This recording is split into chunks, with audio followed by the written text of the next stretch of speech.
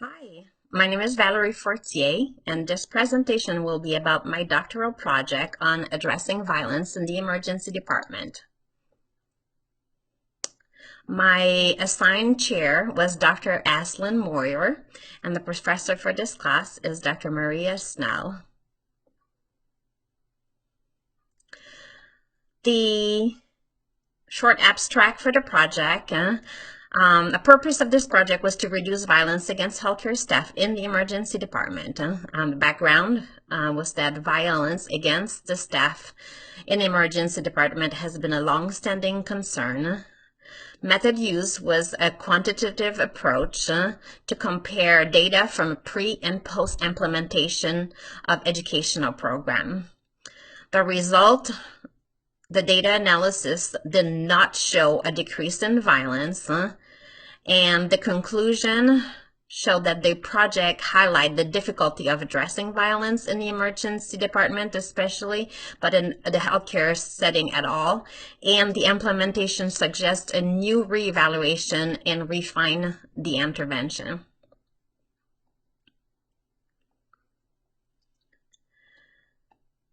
The literature review for this project. So first, making a significant change in how violence in the workplace is handled was very important to me. After being a nurse in the emergency department for 12 years and a nurse practitioner now for 6 years in the same emergency department setting, the negative effect of verbal and physical violence are seen in a daily basis. The ED staff is exhausted and they're scared.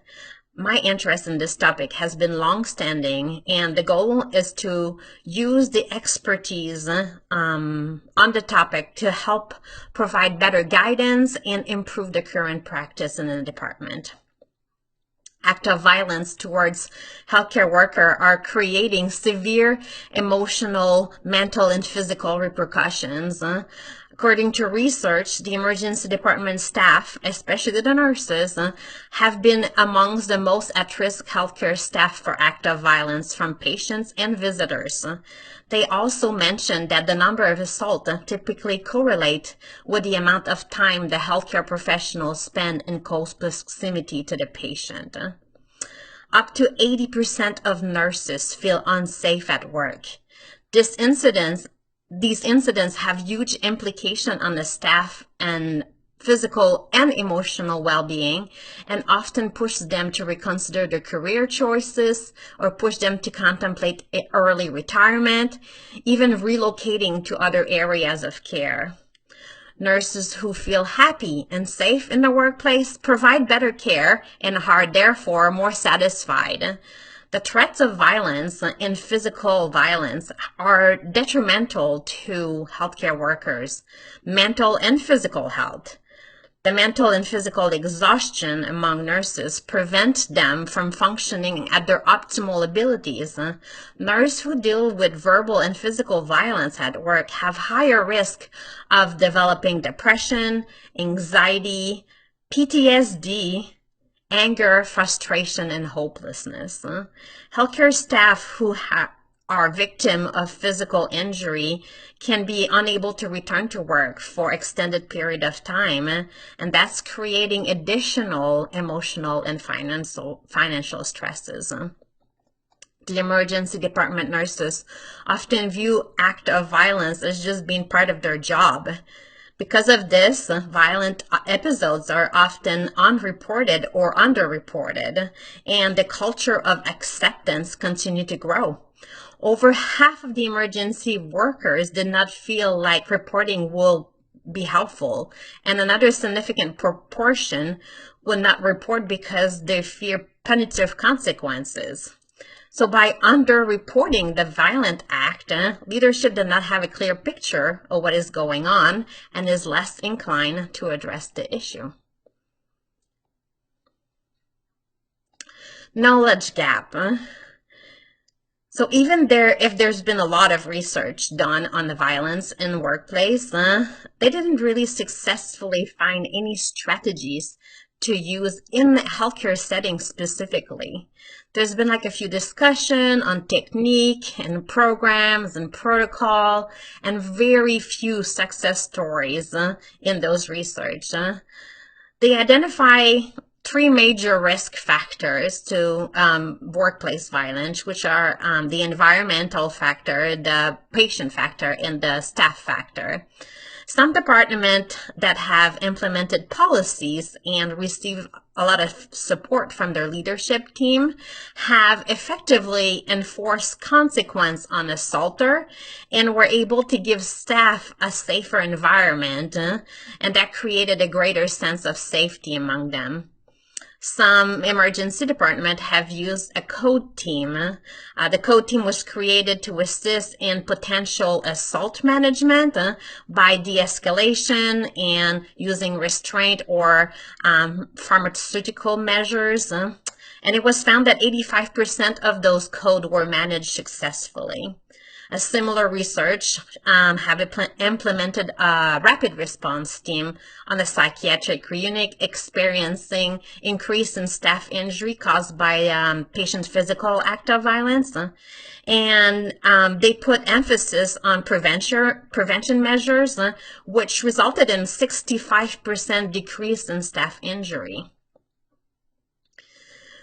So the purpose of this project was to address the prevalent issue of violence against healthcare staff in the emergency department specifically, and to determine whether implementing an educational program on de-escalation technique and appropriate pharmacological treatment could reduce the incidence of such violence.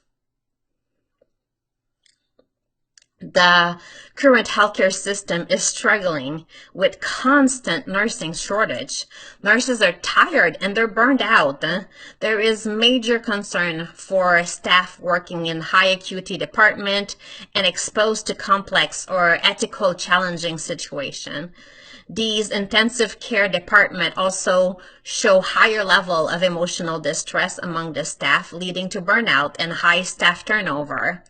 By reducing the number of acts of violence in the workplace, this project will help healthcare staff feel safer and therefore have higher happiness level at work. Additionally, it will empower staff, increase their personal sense of accomplishment, and help them maintain a stable, engaged workforce that is enhanced quality of care and patient safety. Every year, healthcare staff burnout causes significant burden on healthcare, including quality of care, patient morbidity and mortality, and financial cost.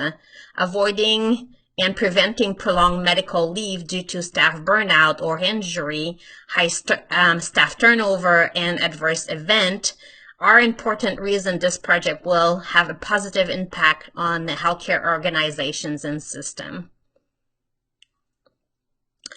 By utilizing the Havelock theory on planned change and the sanctuary model of care, nurses and other staff will be able to implement the protocol in the emergency department. The literature review shows that a quality improvement project that incorporates education on de-escalation and pharmacological management of agitated patients has been demonstrated efficacy in reducing the incidence of violence directed from patient towards healthcare provider. So the Quality Improvement Project promoted the implementation of an educational program for nurses and provider. The education focused on current recommendation regarding de-escalation and medical management of agitated patient in acute setting. The data from the project was retrieved from the monthly workplace violence report provided by the Patient Safety Committee and the Emergency Department Management Team. It included the statistics on workplace violence reported event, and there were no patient or staff identifier in this report. The selection criteria for the study population were: all acts of violence from patient and visitor were included. Lateral violence or violence among staff member was excluded. So the inclusion was that the act of violence occurred during this project's timeline. The pre-intervention data was retrieved during the date from February 1st to April 30th, 2023, and then the post-intervention data was retrieved during the date from May 1st to July 31st, 2023. The act of violence had to occur in the emergency department during the project's timeline. The exclusion criteria were that the act of violence occurred outside of the timeline for this project and that the act of violence did not occur in the chosen emergency department. So the project used a quantitative approach comparing the data from 3 months before and then 3 months after the implementation of the educational program. The data collected included the monthly emergency department patient volume and the number of acts of violence in the emergency department. A data collection tool was created specifically for this. Descriptive statistics summarized the data, and quantitative method, including a z-test, was applied to assess change in the violent incident. The suggested sample size was 154. So the data quality was ensured through evidence-based practice educational session and exclusive data handling by myself. The PowerPoint presentations were built on evidence-based practice guideline on the management of agitated patient in the emergency department. Ethical considerations were addressed to maintain integrity and confidentiality. Identifying patient information was not included in the data collection. There was no list of participants required for this project. There was no access to EMR at no time, and there was no missing data. So the neural hypothesis showed no significant difference in violent incidents pre and post intervention. That was tested with a level of significance set at 0.05. The analysis of data that the post-intervention period recorded 92 acts of violence out of a sample of 8,390, while the pre-intervention period reported 54 incidents out of a sample size of 7,884. The intermediate calculation involved computing proportion of the difference in two proportions and the z-test statistic. The z-test statistics of 2.78 exceeded the upper critical value of 1.64. Leading to the rejection of the null hypothesis. The confidence interval, 95%, for the difference between the two proportions range from 0.0012 to 0.0070. Not encompassing zero signify a statistically significant difference. The achieved power for the study was calculated at 0.1258, which is considered a low in strength. This suggests a limitation in the ability to detect a true decrease in the ratio of violent incident. The obtained p-value of this project is 0.9973, indicate that there is insufficient evidence to support a decrease in the ratio of active violence from pre to post intervention. The confidence interval not crossing zero verified that the finding of the significant change in the ratio of the violent incidents. However, the low achieved power suggests limitation in the study's sensitivity to detect change. So the data analysis did not show a decrease in violent incident following the implementation of the educational program. The achieved power of the study was noted as low, indicating that the limitation in sensitivity to detect change. So while various studies over the years have pointed to de-escalation training and rapid intervention as a method to reduce violence in the emergency department, the finding of this study deviate from that norm. Others have found 4 teams representing primary individual, social, and organizational factors contributing to workplace violence in the emergency department. They have identified misconception or inappropriate social behavior, organizational circumstance, and some escalating behavior from ED staff as leading fourth theme affecting the incidence of violent act. Their study not only identified cultural and personal reason for violence in the emergency department, but also related to some staff behaviors. This showed the importance of addressing the multifactorial reason and contributing factor to workplace violence in the emergency department. The study has discussed the impact of de-escalation and rapid administration of medication, but has not addressed the other factors causing the spread of violence. The multiple strength of this study included comprehensive design by targeting both group, the nurses and the provider. The project achieved a greater distribution of knowledge and a significantly larger participation. The type of method used by empowering a quantitative approach, the research provided precise, measurable results, lending credibility to the finding. Large sample size, it increased the general visibility of the study by having a bigger sample and representing the broader population. The structured method used also allowed the researcher to replicate the study easily. It's a great advantage in using this method. That was also the quick data collection, and it was very cost effective.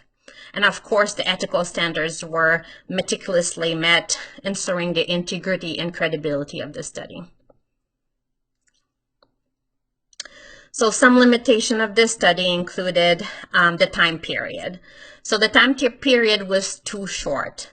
The 3-month post-intervention period happened to be not comprehensive enough to picture the true results of this study.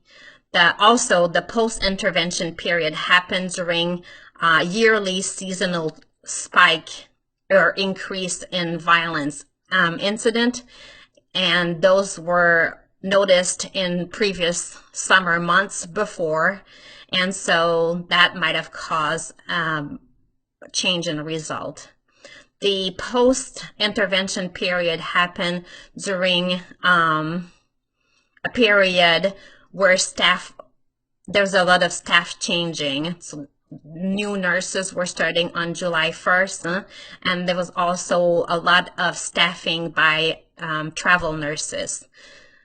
So the variability of staffing might affect the consistency of reporting.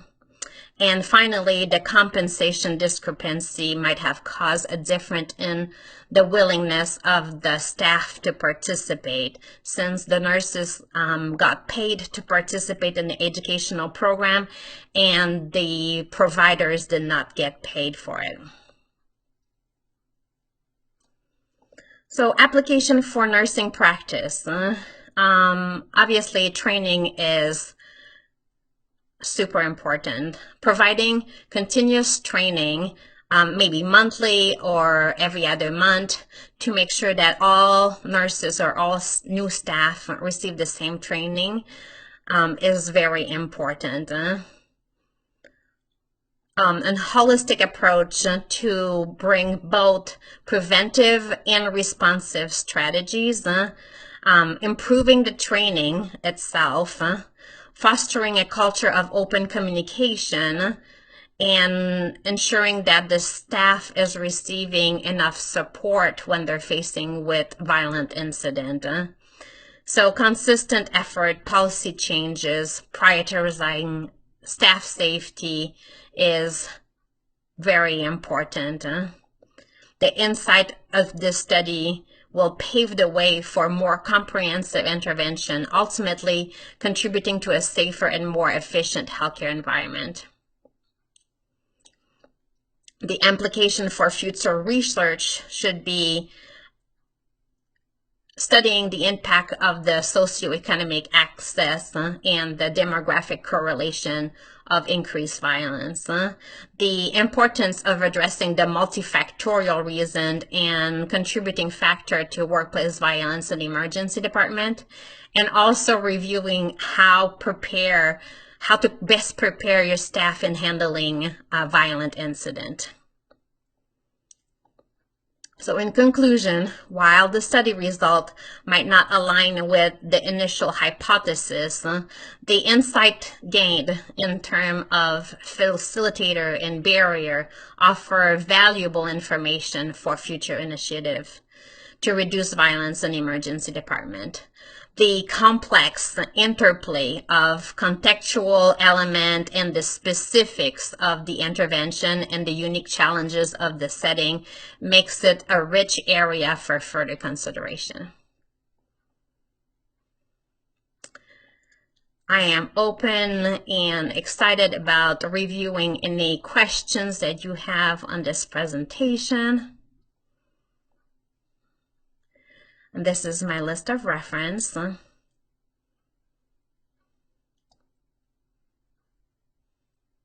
Thank you so very much for taking the time to review this very important topic with me.